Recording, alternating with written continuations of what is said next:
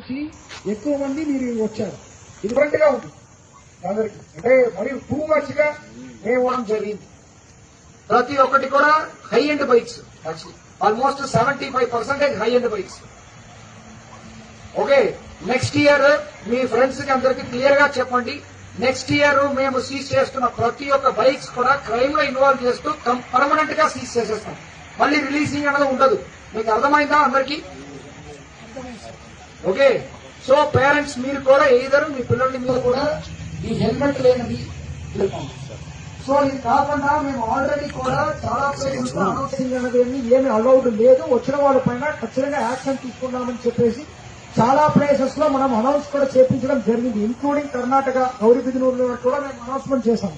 మీరు మీకు వేస్తున్న ఫైన్ ని కట్టేసి పోయినా బైక్ రిలీజ్ అవ్వదు. ఓకే, మెసేజ్ క్లియరా?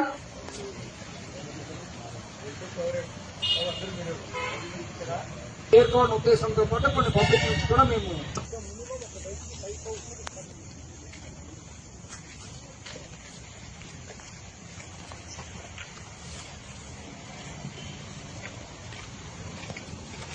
నంబర్ ప్లేట్స్ లేకుండా రేంజ్ చేసుకుంటాం. మాక్సిమం బైక్స్, ఈ హై ఎండ్ బైక్స్ అన్ని నంబర్ ప్లేట్స్ తక్కువనే ఉంటాయి.